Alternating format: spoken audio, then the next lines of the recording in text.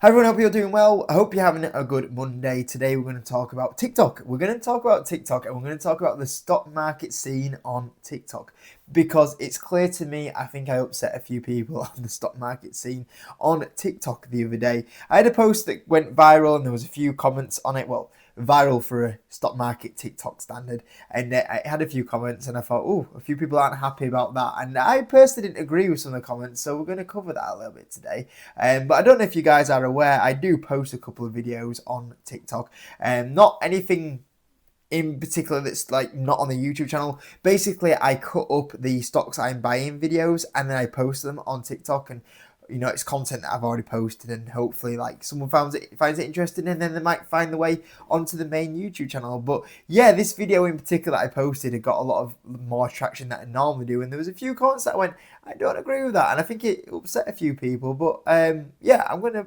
come back to that in a little bit. Before we do, just a quick shout out from today's sponsor. Investing.com is a website that I've used plenty of times in my videos for breaking news stories on stocks, but they have plenty of other great services. One of their other fantastic services is the ProPicks AI. This is a stock picking service for you guys that allows you to see stocks using AI that might end up outperforming the S&P 500. There is different types of investing styles, so if you want to look for more tech focused stocks, you can do that. But there's other categories as well, like top value stocks, Buffett investing style stocks, so plenty of different types of investing tools for you to use. You can see here that their total return over the 12-year time frame has been 2,722%, which is not too bad, and that works out as an annualized return of 30% a year. They also have other tools like Warren AI. This is an AI service that allows you to do research on some stocks. So one of my favorite stocks right now is Adobe, so I can type in, what does Warren AI think of Adobe? And they will start bringing up news stories on why the stock could potentially drop in and other things that are related to Adobe for doing my research on the stocks. It's a great website. A lot of people always ask me, where do I get my ideas from when I'm buying stocks, or where do they come from? Some of these investing sites like investing.com and their pro picks can be great tools for finding out brand new stocks as well. If you do want to join, there's going to be a link in the description, guys, and in the comment section that will give you 15% off. Right now, the pro service is only £7.99, which is obviously fantastic when you look at the research tools that you get with Warren AI and also these Pro Picks AI. The service might end up paying for itself, which is absolutely fantastic. So thank you to investing.com for sponsoring today's video, and I do think this is a great product here, guys. And apart from that, let's get on to today's video. So like I said, yeah, it's on TikTok, and I think it upset a few people. What I did is I posted it. It's a bit dark at the moment because it says just watched here, but you can see it got about 7,000 views, and that's a little bit more compared to some of the other ones. It's normally, in the 100 range, but that one got about 7,000 views, and it was a video on WH Smiths and the segment that I posted on the stocks I'm buying on WH Smiths. Now, there's a few comments. We'll come back to this one in a second about don't catch a falling knife, but there was a lot of negativity about not buying UK stocks in general, and there was a comment down here somewhere, UK stocks are useless, better returns in stocks around the world. And there's so many times I see this quite often, that there's just so much negativity around like UK stocks all the time. And I just don't agree with that. I don't agree with the, this negativity around UK stocks all the time. And I know like this recent time period has been a little bit of a crap time for UK stocks in general, but we shouldn't, say that the economy is the UK stocks. There's still great opportunities to make money in the stock market. When I do the UK stocks I'm buying, and we went through the September video, look at some of the returns from the September video just there. You had Zotefoams, being sold out for a 60% return. That was a new position into the portfolio. The likes of Audioboom being sold out for 60% returns, and that was a new position into the portfolio this year. But it's maybe not crazy returns, but even JD Sports, with the poor year it's had, we've been able to walk away with 20% returns at some point during this time frame. And if you look at in my personal investing portfolio, when you look at the best performing stocks or the top 5 best performing stocks. Gaming Realms is up there as well. That's been a great performer for us this year. Airtel Africa. Look at how this one's done this year.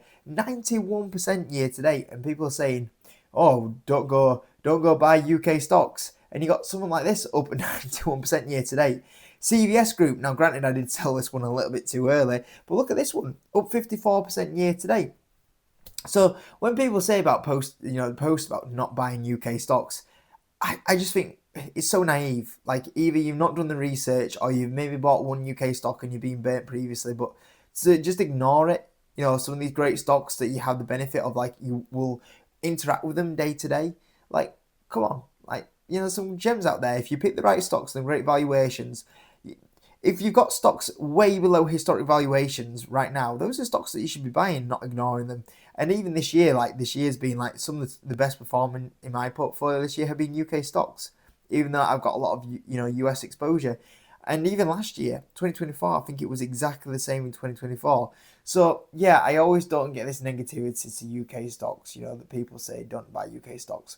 The other one that I saw on this one here is, don't catch a falling knife. And this statement annoys me all the time. And I've especially seen it increase in the last 12 months. Don't catch falling knives. And I think it's just that people, I don't know if it's just because we've had a market, especially a US stock market, that in the last few months has just gone up and up and up. And people are just used to buying stocks and they go up. Oh, you just buy stocks and they go up. That seems like the attitude that we kind of got at the moment. And not realising that there'll be time frames where you will buy stocks and they go down. I know we've not had it for like the last 3 years, but there will be a time period where you buy stocks and you will go down on it. That is part of the game, where you buy stocks and they go down. And it seems like people just got so lazy, with stocks that are going up. And in fact, quite often when you buy stocks at great valuations and then they continue to go lower, those are sometimes the best opportunities in the market. Quite often those are the best opportunities to buy in the market. And I'll tell you something, you won't get a great stock at a great value at 52-week highs. Never happens. The best time to buy great companies is when people have given up on them, when the bleeding, when they're falling knife stocks. Those are always the best times to buy the best companies. Obviously, people don't do it, because when that time is happening, there's all that fear out there. Whoa, this is going wrong, this is going wrong. And sometimes there can be some concerns, and sometimes they can go wrong. But quite often, those concerns are overblown. Like, sometimes they justify maybe 5-10% dip because of the fear. That's when you have great companies that drop 50%. And you're like, look at that. Some 50% sale. And those are the times you want to be buying. Not 52-week highs. By the time you're buying stock at 52-week highs, it's probably, everything's happy. But the problem is your upside's probably really limited from that point of view. If you look at some of my best performers in my portfolio, you look at Hims and Hers. In 2022, I started buying Hims and Hers and the stock continued to fall. I started buying Hims and Hers when it was like a $7-8 stock, and then it fell all the way down. It fell 50%. It fell from an $8 stock down to $3 stock. At no point did the stock have bad financials. It just continued financially crushing it. The valuation just got even cheaper. And from $3, you would have made over 1,500%. And, at $7 or $8 where I first started buying, even if you bought then, you went on to make a 600% return. So you can buy at $8 and make money. But if you get a great stock and it just continues to go lower, like Hims and Hers, you keep buying and you make more money. There's nothing wrong with that. Look at Google. Google's a prime example of a stock this year that people didn't want it because it was getting disrupted by AI. It went from, $200 falling knife. It just kept going lower and lower. And if you bought Google, boom, you made a nice whopping return on Google this year. Look at DraftKings, exactly the same in 2022. It went in the year at $27, fell all the way down to a $10 stock, fell 50%. Nothing changed financially with the company during that time frame. In fact, the financials continue to get better. And you're up 268% since that time frame. Even if you were buying at $22, and yeah, you know what, it continued to fall. Even from that point of view, you made decent money. But you could have even made even more money if you kept catching that falling knife because it worked out in the long term. SoFi was exactly the same. This wouldn't have been a right performer recently. And, you look at that stock there. And, SoFi continued to drop from $7 to $6 to $5. SoFi was down 40% at one point. And from $4, you made on, a whopping return. AMD, this was one this year. We came at the year at $125. Midpoint of the year, We were down 37% on AMD. Continue to buy. Keep getting your hands, buddy. If you have a great company that's absolutely financially crushing it, and it's getting cheaper, and the valuation makes sense, you make absolute mega returns. Meta. Nobody wanted to buy Meta in 2022 when all that fear was around it getting disrupted about the AI and the TikTok, and is Meta getting killed off by TikTok? And the stock fell to $80. Now we're going to be regarded as the best investing opportunity of this decade. Not a lot of people wanted to buy it when it was $80, but those are the best times to buy, when all that fear is out there. And what a performer that's been since that time frame. And that's a statement that I've seen a massive rise of in these last few months, is don't catch a falling knife, because I think people just assume that you just buy stocks and they go up, and maybe that's just because of the market that we've been in. And it's so not true. Some of the best times can be buying the falling knives, and if it's a good valuation and it gets cheaper and they're still financially executing, you buy, and you make more money on the upside 100% of the time. A couple of times it might not work out for you, granted, but a lot of the times those can be the best opportunities, and you want to be buying great stocks at great value. That's 100% what you want to be doing. You buy your stock when it's already priced in to perfection, your upside is a lot more limited. And that's what you want to do. You want to pick those gems up when nobody wants them. And those are the best returns, 100% for sure. So yeah, catching a falling knife, see that quite a bit at the moment. Don't buy UK stocks, see that quite a bit at the moment. Totally disagree. Last one I'm going to touch on here, but I can kind of let this one go a little bit, but this is also something that I see mentioned every so often, and I'm like, not always true. So, all world index funds, be careful with single stocks, people. Granted, okay, for a lot of people, putting the money in all world index funds, the S&P 500, whatever you're putting the money in an index, can be a great investment. Probably for a lot of average people, 100% the right investment to make. If you don't want to do the research, if you don't want to take the risk, the volatility, you want an easy life, you don't want to do the research on the stocks, nothing wrong with buying a FTSE All World Index. Nothing wrong with that. But let's not put people off trying individual stock picking, because if you can do individual stock picking, it can increase your returns dramatically. It's a big difference. And the example is, if you look at the FTSE All World Index this year, it's currently up 17% this year. And if you look at someone like myself, for example, we're currently up 40% this year. So we've outperformed the All World Index by double. Okay? If you're able, and if you have the time, and you're able to dedicate it to individual stock picking, and you can outperform the indexes by, rates of those sort of levels, double the level of the all world index, 100% worth doing it. Because if you do a compound calculator and you work out your return, and your return is double what the FTSE World All World Index is, that will pay for itself over a long period of time. Over a 5, 10, 15, 20, 25 year period, you'll be better off doing individual stock picking if you can outperform like that. Now, like I said, it's not for everyone, and not everyone has the time to do the research. For a lot of people, it's worth it. But don't put people off trying individual stock picking, because if you can do it, and you can do it well, it can multiply your wealth massively. You can multiply your wealth where you are making serious amounts of money ahead of what you'll do in these indexes. And that bigger return over that time frame will give you a lot more choices in life, a lot more choices on where you want to live, the holidays that you want to take, if you continue to work a full-time job, or if you're able to cut hours down, if you can spend more hours with your kids when they start growing up. It makes a big difference. So if you can do it successfully, don't put people off it. Now, granted, like I said, there's always, it seems like in investing nowadays, there's one extreme to another extreme. It's either, you go into indexes or you go fully into stocks. It seems like you're pushed in either direction. And I always say that shouldn't be the case. I always say that, if you start investing, I would personally go like a good chunk in indexes, and then just keep like 20% to the side and try individual stock picking. Try it for a year, 12 months, 24 months. And if you go, actually, I'm all right at this and I don't mind doing it. And if you enjoy it, some part of it is, a lot of people quite enjoy doing the individual stock picking. You might go, okay, I might put 30% to it now, 40% to it, 50% to it. And then you start upping it, and, if you continue returns, then you're like, you know what, actually going to do this individual stock picking more and more. You know, that's what you try. You see if it works out for you. That's the only way you can try it, and you learn from it. And you know, you will make mistakes during that time frame, but you got to try. You know, every so often. You know, that's the ultimate thing in life, isn't it? You know, you got to make mistakes to learn from it. And if you learn from your mistakes and you continue improving, you know, you can become quite good at it. And you shouldn't be put off. You know, people shouldn't be off. You know, put off doing individual stock picking. But I think sometimes it's either, you know, extreme to the left or extreme to the right. You can't be in the middle, and I think being in the middle is the right thing, because like I said, if you can, you know, some of these indexes, you know, you're up 17% year to date, which is absolutely fantastic. You know, it's a lot better than what, you know, putting in your money in a lot of other things would give you. You know, it's one of the best things that you can invest in, 100%. And putting it in the FTSE All World Index, you're going to be far ahead of a lot of other people.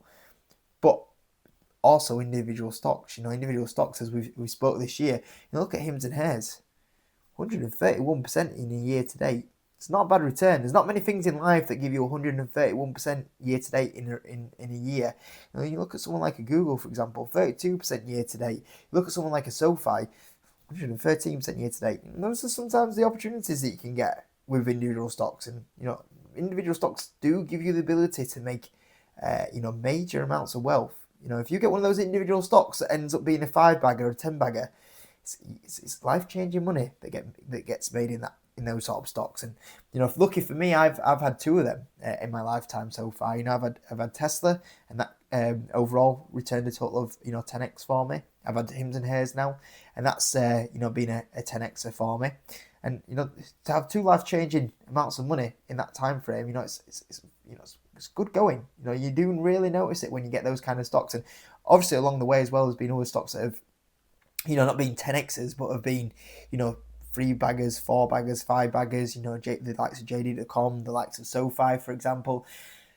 You know, it can make a big difference. So don't put people off, you know, buying individual stocks. You know, you got to try it out, you know, see what goes on, and see if it works for you. But yeah, that's also something that I'm seeing at the moment, and I saw that there with, you know, that individual stock, you know, picker comment as well. So yeah, I just wanted to put that video out there because I'm not gonna lie, I was thinking, what shall I do a video on? And then I looked at my comment section had blown up on TikTok, and I thought, okay, that's really good. We'll talk about this TikTok and also like some of the common mistakes that are being made on there. And like I said, you know, maybe the reason why in my opinion, there's a few more mistakes being made on there is maybe just because we're in the market where, you know, stocks just keep going up.